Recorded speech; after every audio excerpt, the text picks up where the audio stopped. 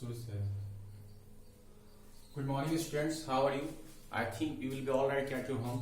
I am Sandeep Kumar. I am assistant teacher. In this day, I am going to teach you about the chapter first of class 6, which name is history. When, where, and how. इस video में आपको जो class 6 का chapter first है, जिसका नाम है history, when, where and how, कब, कहाँ और कैसे, उसका पार्ट 3 डालने जा रहा हूँ। जो आज वो चैप्टर आपका फिनिश हो जाएगा। तो सबसे पहले चलते हैं फर्स्ट जो चैप्टर मैंने पढ़ाया उसका फर्स्ट आपका रिवीजन कर लिया जाए। हम लोग ने चैप्टर में पढ़ा था कि हिस्ट्री है क्या। तो मैंने बताया था कि actually history is the collection of past events. History जो है मुख्य रूप से क्या है, जो बीते हुए चीज घटनाओं है उसका क्या है, कलेक्शन, एक संग्रह है, जिसको हमको बहुत सारे माध्यम से हम उसको जानते हैं। इसमें आपको मैंने पढ़ाया था आर्कियोलॉजिकल सोर्सेस ऑफ हिस्ट्री में मैंने 2 भाग उसको डिवाइड किया था। जिसका पहला आपका नाम था आर्कियोलॉजिकल सोर्सेस और सेकंड हैंड मैंने बताया था आपको लिटरेरी सोर्सेस। फर्स्ट जो मैंने आपको बताया था,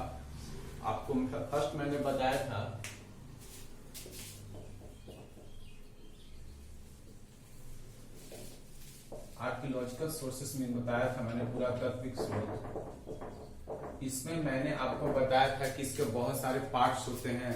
इसमें आपको मैंने बताया था कि जैसे होता है आर्कियोलॉजिकल सिस्टम में क्या होता है, टूल्स एंड इम्प्लीमेंट होते हैं, उपकरण और औजार के माध्यम से, फॉसिल रिमेन्स जीवाश्म के माध्यम से, इंस्क्रिप्शन शिलालेख के माध्यम से, सिक्के के माध्यम से, कलाकृतियां के माध्यम से, उसमें पास्ट हम अपने हिस्ट्री के इन सारी चीजों की हेल्प से हम पुराने जमाने की हिस्ट्री के बारे में, उसकी चीजों के बारे में हम जान सकते हैं। आज उसी का मैं जो पार्ट है archaeological sources, history of sources में आपको बताया था 2 पार्ट बताया। आर्कियोलॉजिकल सोर्सेस जो फर्स्ट मैंने उसका पार्ट बताया। आज मैंने लिटरेरी सोर्सेस जो साहित्यिक स्रोत है, लिटरेरी सोर्सेस,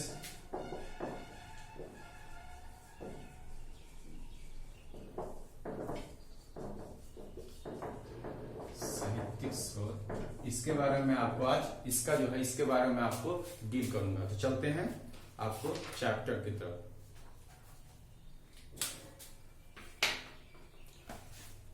कहता है कि literary sources include all kinds of hand written records of the parts. कहता है कि लिटरेरी सोर्सेज जो होता है वो मुख्य रूप से क्या होता है, मुख्य रूप से होता है हाथों से लिखित क्या होता है, पास्ट घटनाओं का उसमें वर्णन होता है, उसमें रिकॉर्ड होता है, संग्रह होता है।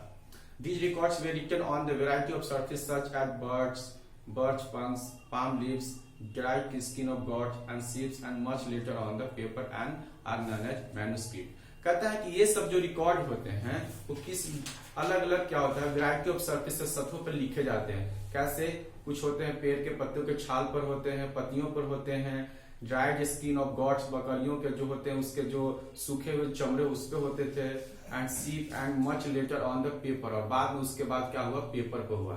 These things are known as manuscripts. इस लोग को क्या कहता है, मैन्युस्क्रिप्ट मतलब हस्तलिखित, जो हाथों से लिखा होता है। The word is derived from manu, the Latin word by hand. We have a rich collection of ancient manuscript in India। कहता है कि जो वर्ड जो डिराइव हुआ मैन्युस्क्रिप्ट, वो किससे डिराइव हुआ, मैन्युस्क्रिप्ट जो वर्ड है वो आपको कैसे आया। वो जो वर्ड आया, एक वर्ड था मैनु, जिसका लैटिन वर्ड होता है बाय हैंड, मतलब हाथों से लिखा हुआ, इसीलिए उसे नाम दे दिया गया मैन्युस्क्रिप्ट, मतलब हस्तलिखित, मतलब हाथों की सहायता से लिखा हुआ। We have the rich collection of ancient manuscript in. हम लोग भारतीयों में हम लोग इसके प्रति जो हस्तलिखित जो हाथों द्वारा लिखा हुआ जो चीज है उसमें हमारा भारतीय जो है जो संग्रह है बहुत अमीर है, मतलब श्रेष्ठ है, मतलब अच्छा है। Ancient Indian literature was written in Prakrit, Pali, Sanskrit, Tamil. कहता है जो प्राचीन जो आपका भारतीय जो आपको लिटरेचर है, साहित्य, किस में लिखा गया, प्राकृत भाषा में लिखा गया, पाली भाषा में लिखा गया, संस्कृत भाषा में लिखा गया या तमिल भाषा में लिखा गया। The language dependent on the region to which it belong. आखिर ये जो लैंग्वेज जो भाषा जो लिखा गया ये इस बात पर डिपेंड करता था कि आखिर वो किस प्रदेश से बिलोंग करता था। As you can see, Mahabharata and Ramayana were written in the Sanskrit because they were written in North India where Sanskrit was the main language। कहता है अभी हम लोगों ने पढ़ा था उसके रीजन पर डिपेंड करता है। आगे आपको बोलता है एज वी कैन सी, हम लोग जैसे कि देख सकते हैं कि महाभारत और जो रामायण जो हमारे पवित्र जो ग्रंथ है, जो वे रिटन इन द संस्कृत, उसे किस रूप में लिखा गया, उन्हें किस लैंग्वेज में लिखा गया, संस्कृत भाषा में लिखा गया। Because they were written in North India, क्यों किस लिए लिखा गया संस्कृत में, क्योंकि वो लोग कहाँ से बिलोंग करते थे, नॉर्थ इंडिया से, उत्तर भारत से बिलोंग करते थे। वे Sanskrit was the main language, जहाँ की क्या था, संस्कृत जो था नॉर्थ इंडिया का मेन लैंग्वेज था, मुख्य भाषा था। Manimekalai and Silappadikaram were written in Tamil, ये जो वर्ड थे Manimekalai and Silappadikaram were written in Tamil, वो लोग किस रूप में लिखा गया, तमिल रूप में लिखा गया, as they were written in South India, because they belong to the region of South India, that's why these are written in Tamil, इसलिए उन्हें क्या लिखा गया, तमिल में लिखा गया। During the course of time, समय के अवधि के दौरान, many of the manuscript got destroyed, बहुत सारे हस्तलिखित को क्या कर दिया, नष्ट हो गए, बर्बाद हो गए। Some of there are still preserved in temples, बहुत सारे अभी भी ऐसे हैं जिन्हें संरक्षित करके रखा गया मंदिरों में, उन्हें बचा कर रखा गया है।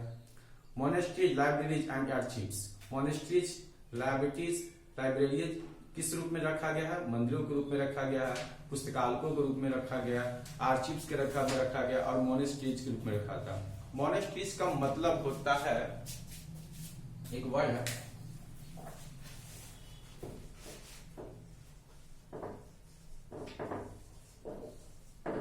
मोनेस्ट्रीज का मतलब होता है मुख्य रूप से इसको मठ बोलते हैं, जहाँ पर साधु महात्मा होते हैं ना, पुराने जमाने में जहाँ पर साधु महात्मा ये सब रहते थे, निवास करते थे, आध्यात्म ज्ञान करते, उससे मठ कहा जाता था। ये सब चीजों में ये सब चीज उपलब्ध होता था। The literary sources can be divided into following category, अब लिटरेरी सोर्सेज जो साहित्यिक सोर्स, उसको भी बहुत सारे भागों में बांटा गया। कौन कौन से भागों में बांटा गया, आइए देखते हैं। पहला है religious literature, secular literature, travellers and accounts of foreigners, chronicles, memories. कहता है उसे धार्मिक भाषा में रखा गया है, धार्मिक भाषा में आपका धर्मनिरपेक्ष साहित्य में रखा गया है, विदेशी पर्यटक के रूप में रखा गया है, उसे इतिहास के रूप में रखा गया है, उसे मेमोरीज के रूप में रखा गया है, संस्करण के रूप में रखा गया है। अब इस टॉपिक जो है, अब जो आपको मैंने बताया कि लिटरेरी सोर्सेज को भी बांटा गया है किसमें, रिलीजियस लिटरेचर में, जैसे कि धार्मिक होता है, सेकुलर में धर्मनिरपेक्ष होता है, travellers and accounts of foreigner, विदेशी पर्यटक के रूप में, उसके यात्रा के बारे में वृत्तांत के रूप में, क्रॉनिकल्स मीन्स होता है इतिहास, मेमोरीज मीन्स होता है संस्करण। अब इसमें आपको जो पार्ट है, जो फर्स्ट है, इसको जो डिवाइड किया गया है आपका, उसका फर्स्ट पार्ट है रिलीजियस लिटरेचर। अब इसको रिलीजियस लिटरेचर के बारे में आपको मैं बता रहा हूँ। कहता है the four Vedas are the oldest religious Sanskrit text of the Hindu which contain prayers, stories and ritual. Beside them the Upanishads, Smritis, Brahmas, Angas and Upangas, Puranas, Mahabharata, Ramayana, Jakata, Tales, etc. are all religious literature. कहता है क्या, जो चार वेद हैं are the oldest religious Sanskrit text of the Hindu, उसमें क्या थे, उसमें कौन कौन से चीज शामिल हुआ करते थे, स्टोरीज होते थे, कहानियां होती थी, इसके अलावा उसमें क्या था, उपनिषद होते थे, स्मृति होते थे, ब्राह्मण्स होते थे, आपका अंगस होते थे, उपंगस होते थे, पुराणास होते थे, महाभारत था, रामायण था, ये सब की जकाता टेल्स, उनकी कहानियां होती थी। आर ऑल रिलीजियस लिटरेचर, ये सब जितने जो मैंने आपको नाम लिया, रामायण, महाभारत, ये सब जितने भी नाम मैंने आपको लिए, उपनिषद, स्मृति, ये सब क्या था, ये सब हमारे पुराने क्या है, रिलीजियस लिटरेचर है, मतलब धार्मिक साहित्य है। The old religious books of Jain were written in Prakrit language. Buddhist texts were written in Pali language. जो old religious जो था, जो प्राचीन आपका धार्मिक किताब था जैन का, वो किस भाषा में लिखा गया, वो भाषा में आपका लिखा गया प्राकृत भाषा में। और जो बुद्धों का जो था आपका, उसे किस भाषा में लिखा गया, पाली लैंग्वेज में, मतलब पाली भाषा में। The literature of South India was written in Tamil, Telugu and other language. और जो दक्षिण भारत के जो थे, उसे किस भाषा में लिखा गया, तमिल में लिखा गया, तेलुगु में लिखा गया और दूसरे भाषाओं में। ये आपका था रिलीजियस लिटरेचर में। अब चलते हैं, दूसरा टॉपिक है सेकुलर लिटरेचर, जिसको धर्म, जैसा कोई बोलता है what is India, India is secular country, मतलब धर्म निरपेक्ष। सेकुलर लिटरेचर के बारे में पढ़ना। Secular literature includes poetry, plays, story, travel account and ethics, they are non religious nature. कहता है सेकुलर लिटरेचर में कौन कौन से शामिल होते थे, पोएट्री होते थे, ठीक है, पोएट्री होते थे, प्लेज होते थे, रोल होते थे, कहानियां होती थी, यात्रा होता था, ये सब के बारे में उसमें शामिल था। They are non religious nature, वो लोग क्या थे, मतलब नॉन रिलीजियस थे, धार्मिक में क्या उनका बिलीव नहीं था। Many of them were written to records, to events, rules of society and regulations. कहता है many of them were written to record events, rules of society and administrative regulation. बहुत सारा उसमें किसके रूप में लिखा गया, रूल्स ऑफ सोसाइटी, समाज के अपने नियमों के द्वारा प्रशासनिक क्रियाकलापों के रूप में। Books like Dharmashastra, Kautilya Arthashastra, Kalidasa, Abhijnanashakuntalam, Vishnu Sharma Panchatantra, it belong to this. ये सब जितने जो आपको है, विष्णु शर्मा का पंचतंत्र हो, कालिदास ने जो अभी ज्ञान शकुंतलम लिखा उसके द्वारा है, कौटिल्य ने अर्थशास्त्र लिखा है, ये सब सारे जो बुक्स है ये सब कौन सा किस रूप में आते हैं, ये नॉन रिलीजियस कैटेगरी में आते हैं। The south Indian Silappadikaram and Manimekalai are not only the delightful to read but also tell us about the society of that. ये जो मैंने नाम आपको बताया, ये जो नाम है शिलादिकरम एंड मनी बेकलम, ये सब जो किताब है आपका, ये सब डिलाइटफुल टू रीड, पढ़ने में बहुत ही आपको आनंददायक आएगा, and also tells us about the society of that period. और साथ ही साथ ये जो बुक्स है उस समय की समाज की, उसमें लाइफ स्टाइल, उसमें की पीरियड, उस समय के अवधि के बारे में ये सब बुक बतलाता है। अब है travellers and accounts of foreign. अब विदेशी से भी तो आते थे, विदेशी लोग आते थे, लिखते थे, उनके बारे में तो याद है, वो भी तो लिखते थे, तो उनका जीवन यापन यहाँ पर कैसा, तो उनके बारे में कुछ बहुत सारे बुक्स लिखे, वो उनके बारे में है। कहते हैं written accounts of the foreign travels, बहुत सारे विदेशी पर्यटक ने भी क्या किया, बुक्स लिखा है। Like indica by the Greek ambassador Megasthenes, किसके द्वारा, ग्रीक आपको राजदूत मेगास्थनीज के द्वारा लिखा गया था। इन the court of Chandragupta Maurya, किसके दरबार में था वो, चंद्रगुप्त मौर्य के दरबार में। Writing of the Chinese travels Fahien and Hiuen Tsang who visited India. साथ ही साथ जो इंडिका जो बुक लिखा वो मेगास्थनीज लिखा था, वो क्या था, ग्रीक एम्बेसडर था, राजदूत था, जो चंद्रगुप्त मौर्य के दरबार में रहता था। उसी तरह से एक राइटर था, फाहियान था, ठीक है। उसके बाद हुनसेन था, हु विजिटेड इंडिया, जिन्होंने क्या किया, भारत का यात्रा किया। आर ऑल्सो सेक्युलर लिटरेचर, वो लोग क्या थे, वो भी लोग क्या थे, सेक्युलर लिटरेचर थे।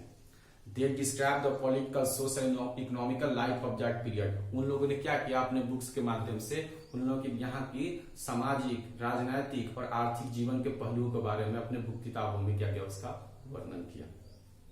Fahien gave a detailed account of the reign of Chandragupta Vikramaditya. अब फाहियान ने क्या किया, चंद्रगुप्त विक्रमादित्य के बारे में उसका पूरा वृत्तांत, उसके जीवनी के बारे में बताया। हाइंसांग road सायुकी which is an important source of information about the king Harshvardhan. और हेंसन ने एक बुक लिखा सिंगयुकी, ठीक है, सांगयुकी। इसमें क्या था, एक इंपॉर्टेंट सोर्स था इंफॉर्मेशन, जो किंग राजा हर्षवर्धन था उसके बारे में मतलब पूरा वृत्तांत किया। कभी कभी ऐसा होता है कि बहुत सारे जो ट्रैवलर्स होते हैं यहाँ पर विदेश से आते हैं भारत, वहां की जीवनी के बारे में करते थे, यात्रा करते थे, उनको लिखते थे। उसी तरह से क्या था, पहले के विदेशी लोग बहुत पास्ट में आते थे, आए होंगे, आने के बाद यहाँ पर रहे होंगे, यहाँ रहने के बाद उन्होंने क्या किया, अपने बुक्स के मार्फत से किसी राजा के राजनीतिक, आर्थिक, सामाजिक के बारे में, उसको पहलुओं के बारे में अपने बुक्स में उसको लिखे, जो आज हम लोग बुक के नाम के बारे में उसको पढ़ रहे हैं और जान रहे हैं। क्रॉनिकल्स, अब आगे आपका नेक्स्ट कहता है टॉपिक है क्रॉनिकल्स। क्रॉनिकल्स का मतलब होता है इतिहास। कहता है Chronicle is an account of events in their order of occurrence. ये क्या है, क्रॉनिकल्स ये आपका एक घटना आकर्ष है, अकाउंट ऑफ इवेंट्स, जो घटनाओं का क्या है, रूपरेखा है, एक खाता है। खाता का मतलब खाता नहीं, खाता का मतलब एक होता है उसका पूरा प्रक्रिया का, उसके बारे में बतला रहा है। These were kept by certain rulers in their courts। वो लोग क्या रखा जाता है, These were kept by certain, वो निश्चित शासकों के द्वारा अपने उनके दरबारों में रखा जाता था। For example, an eminent historian in Akbar's court, Abul Fazl wrote two important and well-known chronicles, Ali A Akbari and Akbarnama. एक तो अकबर के दरबार में एक बहुत ही इतिहासकार थे जिनका नाम था अबू फजल, वो आईने अकबरी, वो क्या लिखा था, आईने अकबरी एंड अकबरनामा लिखा था, जिनके बारे में, इतिहास के बारे में। तो आपका कोई जिक्र आ जाएगा कि आपका आईने अकबरी या अकबरनामा कौन लिखा था, तो आप बता सकते हो कि अबुल फजल के द्वारा लिखा गया था। कोई पूछेगा ना कि आपका अभिज्ञान शकुंतलम कौन लिखा था, तो आपका कालिदास होगा। एक और मैं छोटा चीज बता रहा हूँ, जिस हिंदी वर्ड में बुक्स के नाम में, ठीक, अधिकांशतः देखिएगा, अधिकांशतः की मैं बात कर रहा हूँ, ऋतु संहारम, कुमार संभवम, अभिज्ञान शकुंतलम, जिसके अंत में म लग जाए उसमें समझिए कि राइटर कौन है, कालिदास है। अब आते हैं आप क्या मेमोरीज के बारे में, मतलब संस्करण के बारे में। कहता है memories are biographical historical accounts written from the personal knowledge about a certain ruler by the author who is close to him. कहता है जो मेमोरीज जो संस्करण था are biographical and historical account written from the personal knowledge account about a certain ruler by the author. जो लेखक के द्वारा किसी भी निश्चित जो राजा था उसके द्वारा उसका पर्सनल नॉलेज के बारे में उसको लिखा जाता था। इज क्लोज टू हिम, जो उसके नजदीक में रहा करता था, जो उसके साथ में रहा करता था, मतलब उसके आसपास उसके काफी करीब जानता था, उसके बारे में लिखा जाता था। Bana Bhatta was a writer in the court of Harshvardhan.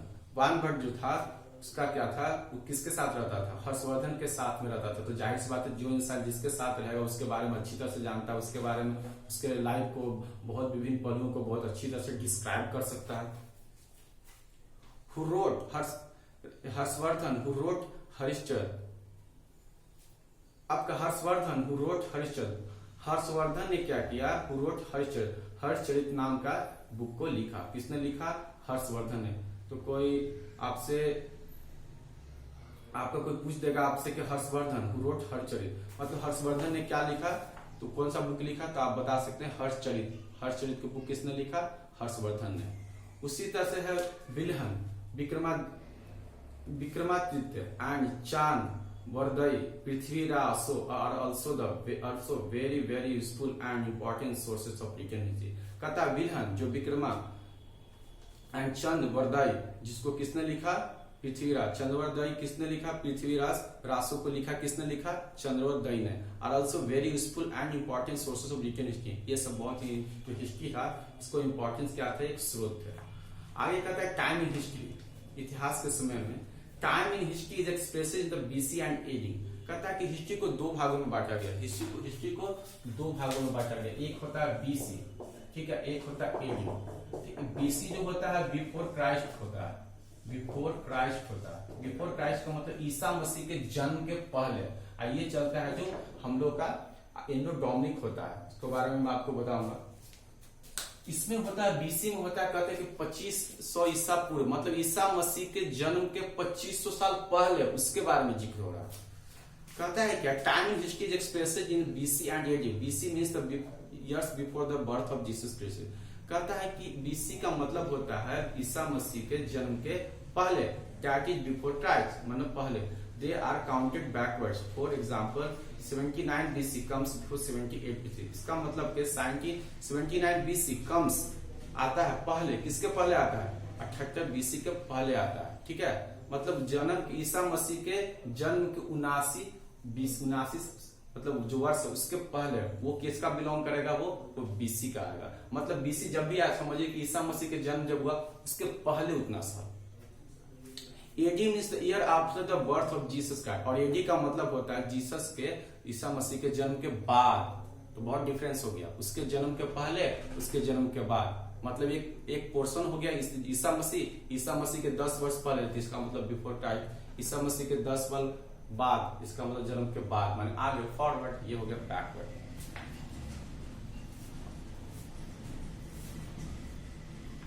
Historian often use the term C instead of AD. कहता अधिकांशतः इतिहास क्या जो इतिहासकार होते हैं कौन सा टर्म यूज करते हैं, सी करते हैं, इसके बदले में एडी का बदले में। And BC instead of BC. The letter C stands for common era and BC stand for before common era. कहता है आप दो गो वर्ड यूज हुआ है, ठीक है। हिस्टोरियन ऑलवेज यूज दो गो वर्ड यूज करते हैं, ठीक है। तो एक बीसी होता है, मैं आपको बतला रहा हूं,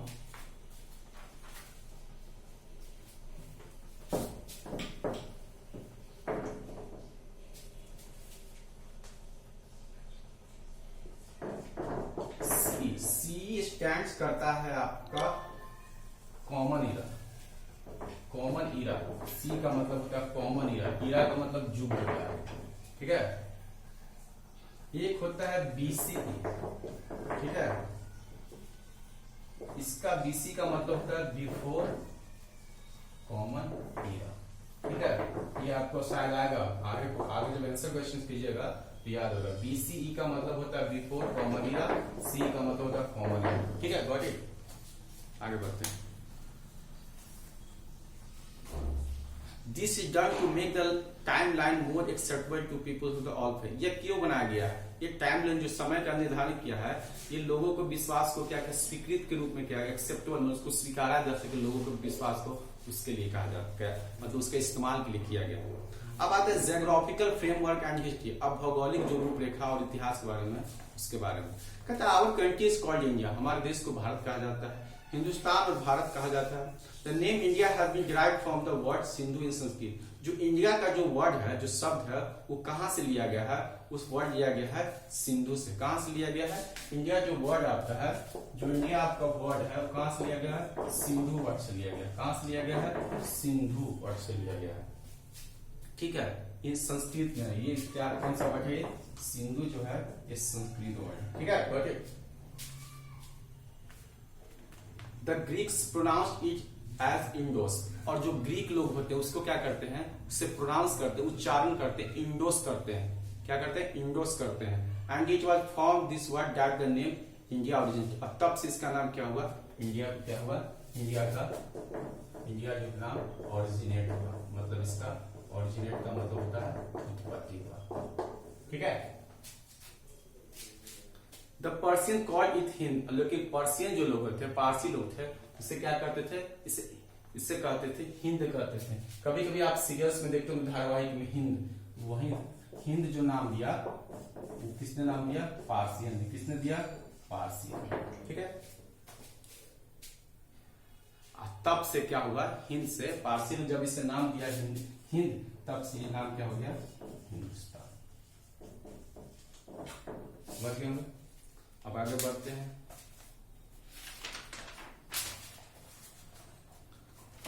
कहता है कि the term Bharat was derived from the name of the group of people who live with the north east as mentioned in the Rigveda. कहता है जो टर्म जो है भारत जो है, वो नाम कहां से लिया गया? लोगों के समूह के द्वारा, जो कहां रहते थे? उत्तर पश्चिम में रहते थे। कहां रहते थे? जो भारत जो शब्द है ना, वो शब्द कहां से लिया गया? वो एक उत्तर पश्चिम के लोगों के समूह के द्वारा दिया गया था। जो कहां था? किसका जिक्र है? उसको ऋग्वेदा में जिक्र था। किसके वेदा में? आपको ऋग्वेदा में जिक्र था उसका, ऋग्वेदा में। ठीक है। तो आपने यहां जान लिया इंडिया का किसने नाम दिया था, आपको पता चल गया होगा। इंडोस नाम दिया था। इसके बाद था आपका कि हिंद किसने नाम दिया? पारसी ने दिया। वही आगे बढ़ के हिंदुस्तान बना। और जो आपको भारत जो नाम दिया, वो नॉर्थ वेस्ट मतलब उत्तर पश्चिम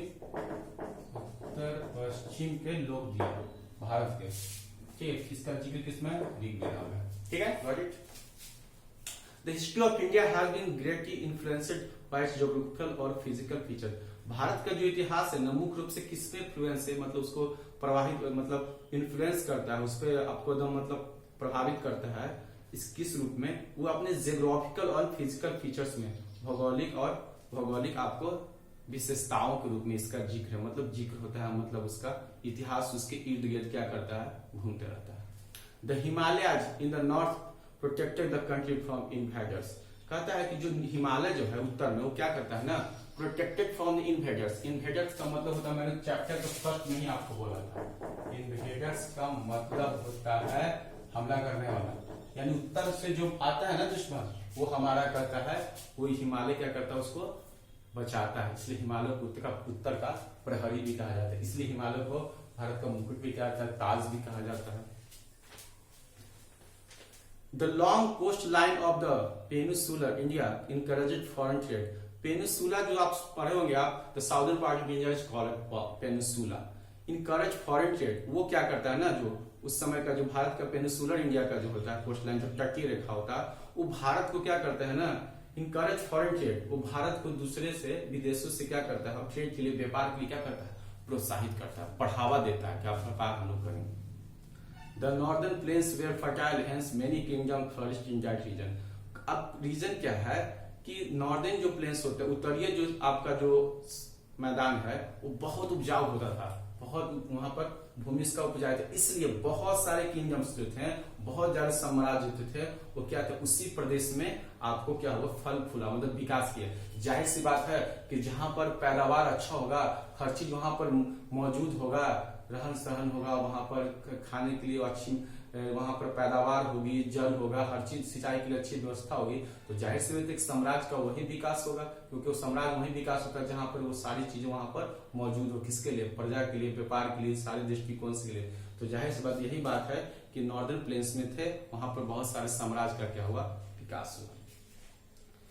Geographical factors played an important role in shaping the history of the regions in different ways. कहते हैं जियोग्राफिकल जो भौगोलिक जो फैक्टर्स है, कारक है, प्लेड एन इंपॉर्टेंट रोल, बहुत अत्यधिक भूमिका निभाए क्या? शेपिंग द हिस्ट्री, इतिहास के रूप को, रेखा को देखने में, ऑफ रीजन्स इन डिफरेंट पर, क्षेत्र को अलग अलग हिस्सों में उसको मैंने जियोग्राफिकल ने क्या किया? भौगोलिक परिदृश्य ने क्या किया? बहुत सारे रूपरेखा में उसको विकास करने में मदद किया। जाहिर सी बात है कहीं भी जियोग्राफिकल किसी जगह का बहुत ही अच्छा होगा, वहां पर सारा चीज फर्टाइल होगा, वहां पर जल अधिक मात्रा में होगा, वहां का क्लाइमेट अच्छा होगा, इन सारी चीज किसके इंक्लूड करता है? जियोग्राफिकल टर्म के इंक्लूड होगा। और जहां पर जियोग्राफिकल टर्म अच्छा होगा, वहां का भौगोलिक चीज अच्छा होगा, वो प्रदेश क्या होगा? सुखी होगा, समृद्ध होगा, विकास की ओर बढ़ रहा। तो कहने का मतलब कि हिस्ट्री के जो ये सब चारों चीज में थे, जियोग्राफिकल ने क्या किया ना, ये सब जियोग्राफिकल वे ने हिस्ट्री को पढ़ाने में बहुत क्या था? अपना एक हिस्ट्री के इतिहास को एक रूपरेखा देने में जियोग्राफिकल पॉइंट का, टर्म का बहुत बड़ा इंपॉर्टेंट रोल अदा करता है खुद से। चलिए अब देखते हैं इसमें टॉपिक में कुछ जब चैप्टर मैंने पढ़ाया, तो चैप्टर में आपको कुछ अब कलेक्शन, मतलब कुछ ऐसा वर्ड्स है जिसके बारे में बता रहा हूं मैं, सेंटेंस है जो बता रहा हूं, जिसके बारे में आप कुछ चैप्टर कुछ थोड़े से समय में आपको समझने में मदद मिलेगा। कोई हिस्ट्री है क्या? तो कोई हम ये भी बोल सकते हैं history is a collection of past event. History क्या है? पास्ट इवेंट का, बीते हुए चीजों, घटनाओं का क्या है? एक संग्रह है। Pre history the period of human development to know how to regenerate. आप कहता है कि प्री हिस्ट्री क्या था? प्री हिस्ट्री का ऐसा टर्म था, एक पीरियड था। प्री हिस्ट्री मतलब प्राग ऐतिहासिक काल, एक ऐसा टर्म था प्री हिस्ट्री जिसमें लोग people do not know how to read and write. जिसमें क्या होता था ना, प्री हिस्ट्री में प्राग इतिहास, सॉरी शायद दिखाई न दे रहा होगा आपको,